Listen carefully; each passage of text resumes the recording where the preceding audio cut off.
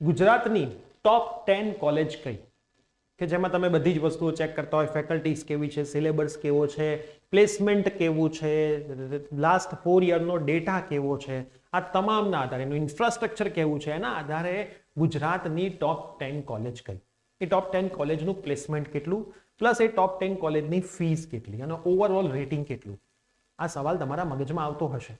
આજના વિડીયોની અંદર આપણે તમામ ટોપ 10 કોલેજની વાત કરવાના છીએ. તમારા મતે અથવા તો બીજા કોઈ યુટ્યુબરના મતે આ ટોપ 10 કોલેજ અલગ હોઈ શકે છે, પણ મોસ્ટ પ્રોબેબલી આમાંથી જ 6-7 કોલેજ તો એમના ટોપ 10 ના લિસ્ટમાં આવતી જશે. તો યસ દોસ્તો, મારું નામ છે પ્રિયેશ પટેલ. આપ સર્વેનું ખૂબ ખૂબ હાર્દિક સ્વાગત છે પ્રિયેશ સર વિદ્યાપીઠ પ્લેટફોર્મની ઉપર. વિડીયો ચાલુ કરું એની પહેલા હું તમને જણાવી દઉં કે આ ગુજરાતની ટોપ 10 કોલેજમાં એડમિશન લેવું હોય તો પહેલા તો 12th સાયન્સની સરસ મજાની તૈયારી કરવી પડે, કેમ કે કેટલા બધા પર્સન્ટેજ પીઆર તમે લાવો ત્યારે તમને આમાં એડમિશન મળે. તો બોર્ડ અને ગુજસેટની ફ્રી ઓફ કોસ્ટ તૈયારી આપણા યુટ્યુબ હેન્ડલ પ્રિયેશ સર વિદ્યાપીઠ પર ચાલુ થઈ ગઈ છે. જોડાવા માટે ડિસ્ક્રિપ્શન બોક્સમાં વોટ્સઅપ ગ્રુપની લિંક આપી છે, એ વોટ્સઅપ ગ્રુપમાં જોડાઈ જજો. કોઈ એક ગ્રુપમાં જોડાયા હોય તો ફરીથી ના જોડાતા. અને સાથે સાથે એક્ઝામ પત્યા પછી આખી એડમિશનની પ્રોસેસ ફ્રી ઓફ કોસ્ટ પણ તમને એ જ ગ્રુપમાંથી શીખવા મળવાની છે. તો ચેનલને સબસ્ક્રાઇબ કરી દેજો અને વોટ્સઅપ ગ્રુપ લેફ્ટ કરતા નહીં, અને આ વિડીયો ફ્રેન્ડ્સને શેર કરજો અને મહત્તમ ફ્રેન્ડ્સને પણ એ વોટ્સઅપ ગ્રુપમાં એડ કરજો. તો top 10 college of Gujarat one by one આપણે વાતો કરીશું. કયા કયા બેઝના આધારે? તો ફીસ, સૌથી મોટું ઇમ્પોર્ટન્ટ વસ્તુ ફીસ હોય છે. ઘણી વખત ફીસ પણ વિદ્યાર્થીના પેરેન્ટ્સ ભરી નથી શકતા હોતા. સારી કોલેજમાં એડમિશન તો લેવું હોય છે પણ ઘરની પરિસ્થિતિ ખરાબ છે તો શું થાય? ફેકલ્ટીઝ કેવી છે, પ્લેસમેન્ટ કેવું છે, એનું એન્વાયરમેન્ટ કેવું છે અને ઇન્ફ્રાસ્ટ્રક્ચર કેવું છે. તો આ 5 થી 6 જેવા મુદ્દા છે જે નક્કી થતા હોય છે ટીચર્સ વિદ્યાર્થીને ટોપ 10 કોલેજ ડિસાઈડ કરવામાં. સિલેબસ પણ આની અંદર આપણે ઇન્ક્લુડ કરી શકીએ છીએ. હવે તમે આ જોઈ શકો છો, આનું ઓવરઓલ રેટિંગ્સ ને બધું આપેલું છે. સૌથી પહેલી કોલેજ DAIIT. મારી દ્રષ્ટિએ પણ DAIIT ગુજરાતની ટોપ નંબરની કોલેજમાં આવે, જેની ફીસ છે, યરલી ફીસ છે 3 લાખ રૂપિયા. હાઈએસ્ટ સેલરી પેકેજ 82 મળેલું છે ને એવરેજ 17.10 લાખમાં છે. ભાઈ એવરેજ એટલે 12 મહિનાનું. અને આ કોમ્પ્યુટરનો ડેટા છે, બરાબર. બાકીની બ્રાન્ચનો ડેટા તમારે જોઈતો હોય તો તમે કમેન્ટ કરજો કે હા સર બીજી બ્રાન્ચનો ડેટા પણ લાવો, બરાબર. અને આ કોલેજમાં એડમિશન માટે કેટલા પીઆર જોઈએ? જ્યાં JEE થી થતું હોય તો JEE થી, બોર્ડ ગુજસેટ થી થતું હોય તો બોર્ડ ગુજસેટ થી. તો તમે એની પણ કમેન્ટ કરજો, તો એનો પણ વિડીયો હું ઝડપથી લાવીશ. ઓલરેડી મેં વિડીયોઝ બનાવી દીધા છે કે JEE અને ગુજરાતની બોર્ડ અને ગુજસેટ થી ક્યાં ક્યાં એડમિશન થાય. જોવાના બાકી હોય તો પ્લેલિસ્ટ ડિસ્ક્રિપ્શનમાં મૂકી દઉં છું, એક વખત એ પણ વિઝિટ કરી લેજો. હાઈએસ્ટ સેલરી પેકેજ 82 છે અને એવરેજ સેલરી પેકેજ 17.10 લાખ છે, અને એનું ઓવરઓલ રેટિંગ 5% છે. 5 આઉટ ઓફ 5 છે, simple. Nirma Ahmedabad 2,30,000, highest 50 lakh, average છે 10.5 થી 11 લાખ જેવું. એના ઓવરઓલ રેટિંગ પણ 5 માં આવે છે. તો આપણો ટાર્ગેટ તો પહેલા એ જ હોવો જોઈએ કે ભાઈ આ પહેલી અને બીજી કોલેજમાં એડમિશન મળી જાય, કામ પૂરું, હે ને, જિંદગી પરફેક્ટ. એના પછી આવે DDU નડિયાદ, 1,67,000 ફીસ છે, 21 લાખ હાઈએસ્ટ સેલરી પેકેજ છે, 8.12 જેવું એવરેજ છે, 4.8 સ્ટારનું રેટિંગ છે, એટલે 5 જેવું જ કહેવાય. IIT રામ અમદાવાદ 1 લાખ એની ફીસ છે, બરાબર. હજી બેચ 12 પડી નથી એટલે પેકેજ નથી લખ્યા. 4.7 સ્ટાર જેટલું ઓલ ઓવર રેટિંગ છે.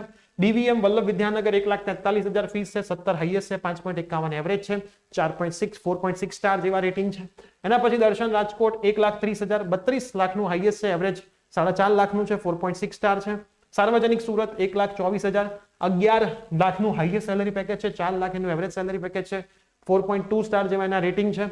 CSPIT છાંગા 1.48 લાખ એની ફીસ છે, 23 લાખ હાઈએસ્ટ પેકેજ છે, એવરેજ 4.20 લાખ છે, એના રેટિંગ છે 4.2 સ્ટાર. તો 4 ઉપરની જેટલી પણ કોલેજ છે એને તમે 5 સ્ટાર માનીને ચાલી શકો છો અને ત્યાં એડમિશન લઈ શકો છો. MSU બરોડા 1,05,000, 17 હાઈએસ્ટ છે, 6 એવરેજ છે, 3.8 સ્ટાર એના રેટિંગ છે. LD અમદાવાદ 1,500 રૂપિયા ખાલી ફીસ છે, કેમ કે ગવર્મેન્ટ કોલેજ છે મિત્રો. 1,500 રૂપિયા ખાલી ફીસ છે, 19 નું હાઈએસ્ટ પેકેજ છે, 6 નું એવરેજ પેકેજ છે, 3.6 સ્ટાર છે. હવે LD અમદાવાદ ગવર્મેન્ટમાં ટોપ નંબરની કોલેજમાં આવે. કેમ? કેમ કે ગવર્મેન્ટમાં પહેલી કોલેજ LD જ છે કે જ્યાં પ્લેસમેન્ટ સૌથી વધારે થાય છે.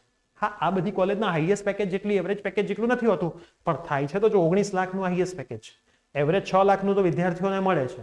તો જો તમારે ફીસ બચાવી હોય તો 1,500 રૂપિયામાં તમે ત્યાં ભણી શકો છો. બોયઝ માટે 1,500, ગર્લ્સ માટે તો કોઈ ફીસ જ નથી હોતી, તો તમે એમાં એડમિશન લઈ શકો છો.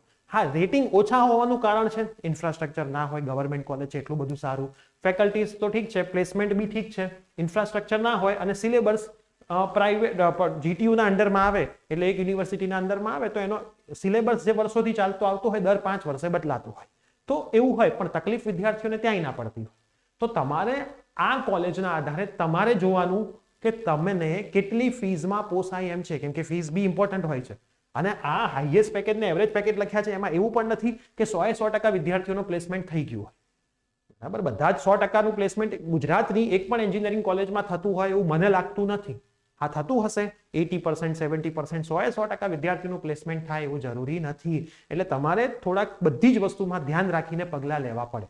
પણ આ બધાની પહેલા શું આવે? માર્ક્સ હોય તો આ બધી વાત થાય. તો માર્ક્સ માટે તૈયારી કરવી પડે અને એના માટેની બેચ આપણે ચાલુ કરી છે. ફ્રી ઓફ કોસ્ટ છે, વિડીયોઝ છે, મટીરિયલ છે, ટેસ્ટ છે, બધું જ આપણે કરાવીએ છીએ. Physics, chemistry, maths, biology, English medium, Gujarati medium. તો ચેનલ પર નવા સબસ્ક્રાઇબ કરો, વોટ્સઅપ ગ્રુપમાં જોડાઈ જાઓ, વિડીયો તમારા ફ્રેન્ડ્સને શેર કરો એટલે એમને આઈડિયા આવે કઈ કોલેજમાં લઈ શકાય છે. ને આવા તો વિડીયો આવતા રહેવાના જ. મેં તમને જે કીધી હતી કમેન્ટ કરો કેટલા માર્ક જોઈએ બોર્ડ, ગુજસેટ ને JEE માં, તો ઝડપથી એનો વિડીયો પણ આવી જશે. તો મળીએ છીએ આવા જ કોઈ નવા વિડીયો સાથે. Bye, take care.